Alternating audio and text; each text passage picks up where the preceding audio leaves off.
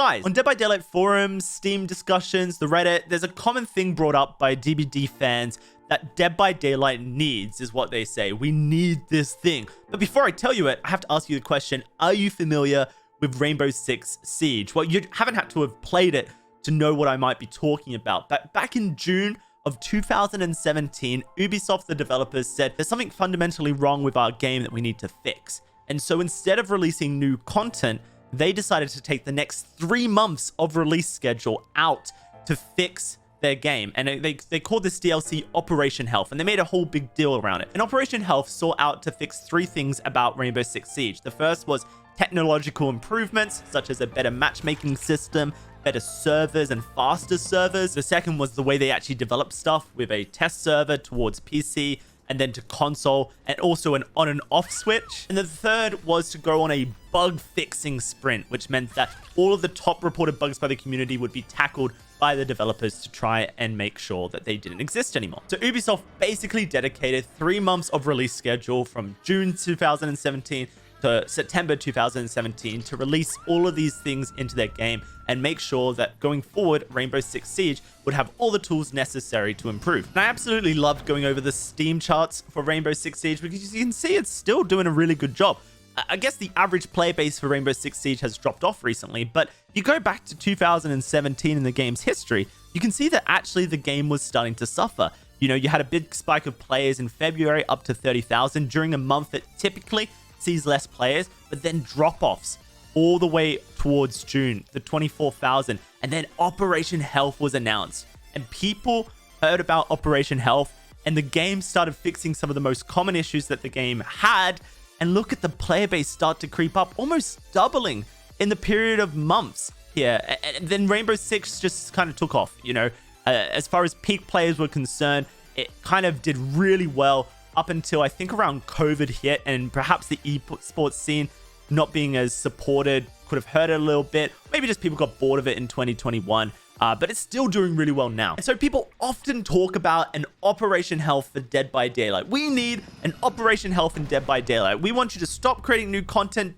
behavior and just focus on fixing the game. I think this is a really interesting idea because it basically says one of 2 things, right? The first is that the development company, in this case Ubisoft, believed in their product Rainbow Six Siege enough that they think it can have longevity for years to come if they get this right now. And they're at a crossroads that if they don't get it right now, then perhaps their longevity hopes would go down the drain. The second is that Ubisoft believed in the longevity of the game enough to essentially sacrifice 3 months of potential revenue that comes with releasing new content to focus on fixing their game. And if you're familiar with the way that Dead by Daylight operates, then you know that it currently works on a 3-month release schedule. You know, you have your DLC come out with a new character, maybe it's a killer, maybe it's a survivor, sometimes it's both, sometimes it's more than one survivor, and sometimes we get a map as well.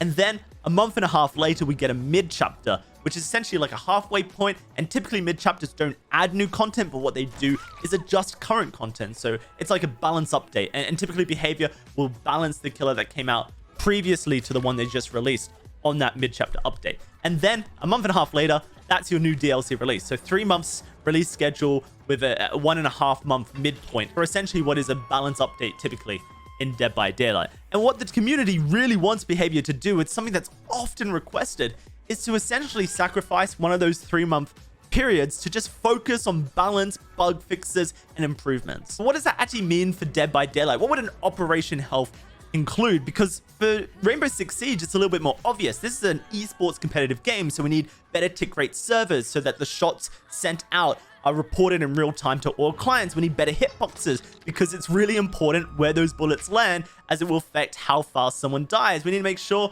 that there are on and off kill switches and make sure that our development process has this period of testing so that we don't add buggy content to the game. But for Dead by Daylight, we don't need as many of these technological advancements in the game because ultimately it's not a high-end competitive title. It doesn't have an esports scene. It doesn't have really accurate gunplay, for example. So what would we actually want from an Operation Health? What do we need from an Operation Health? Well, when community favorite developer McLean left behavior back in October of 2021, we got the tiniest of taster of what an Operation Health could mean for Dead by Daylight with patch 5.3.0, the Hour of Witch, which was essentially a mid-chapter update, which also included new content in Michaela. And in this patch, Trapper, Wraith, Killbilly, Nurse, Myers, Hag, Pig, Spirit, Plague, Deathslinger, Ghostface, Blight, Trickster, and Oni all received adjustments to their perks, their kit,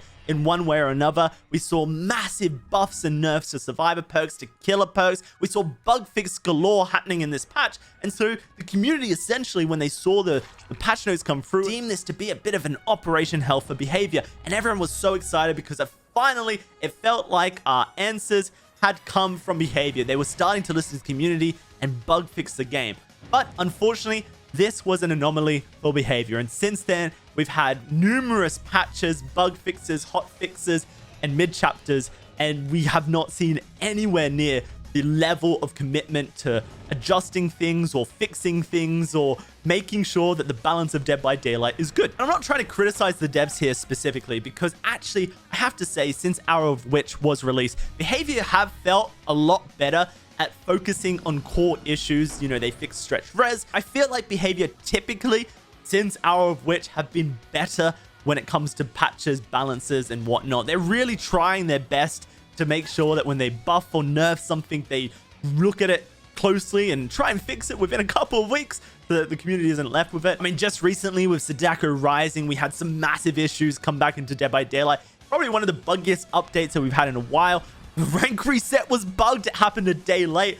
We had issues with Wake Up, where if a survivor touched an escape whilst Wake Up was equipped, it would literally just crash the killer's client immediately. Then Object of Obsession had many issues, one of them being that it would crash survivors' clients. I showed you guys the exploit that worked with Blood Pack, but I made sure not to tell you guys about the exploit with Object of Obsession and Aftercare or Empathetic Connection, which if you ran those perks, it would actually crash survivor clients as well. Basically, putting pressure on behavior to kill switch a very problematic perk in Object of Obsession without giving you guys the tools to be absolute menaces to society.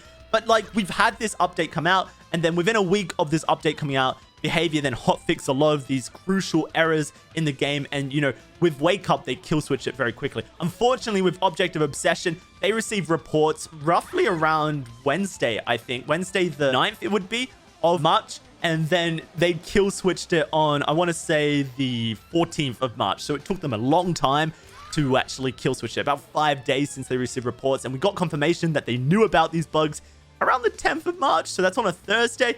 They had a half day on Thursday, a full day on Friday. They waited until Monday to kill switch these perks, which is a bit of an issue, but hey, they're fixed now. We don't need to rub salt into wounds doing. So it kind of leaves the question, what would an Operation Health do for Dead by Daylight? And is it something that behavior can do for Dead by Daylight to really fix the community's concerns? Well, one of the main issues always would be skill-based matchmaking and how it affects the general community in Dead by Daylight.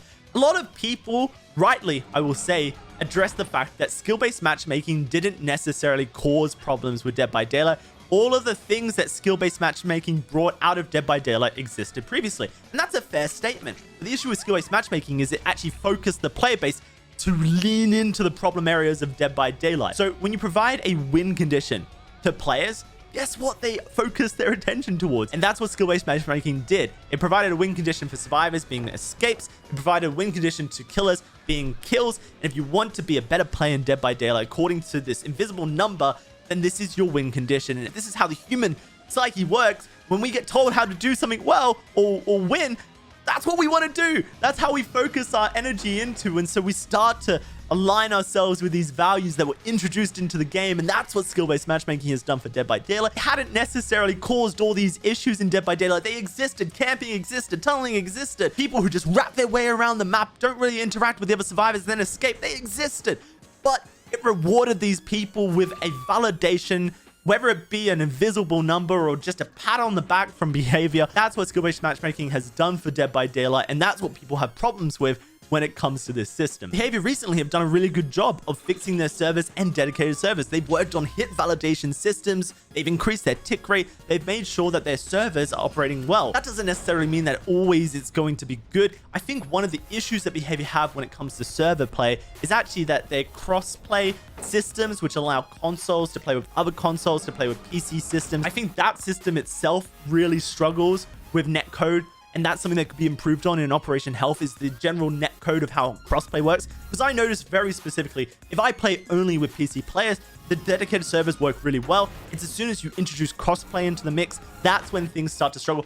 Even if crossplay means I'm playing with Epic Games and Stadia and Windows Store players, that crossplay still provides issues, which is amazing considering we're all on PC. And then the main thing that I think people would love to see is just a massive rewrite of the code. I suspect that Behavior's code is still made of spaghetti to this day. That's how you get random bugs that just make no sense when things aren't adjusted. You get stuff like the object of obsession bugs with blood pack. You wake up crashing people's clients because essentially when you build games, you sometimes just copy pieces of code and you modulate code that's similar, change it to do what you want to do, and then slot it into the machine, and that can really cause issues. Riot Games with League of Legends once actually completely rewrote League of Legends and released it after a season of League of Legends, and so it wasn't League of Legends 2, but as far as code was concerned, it might as well have been, because it just allowed them to have better control of their game and not have as many bugs every patch that came out,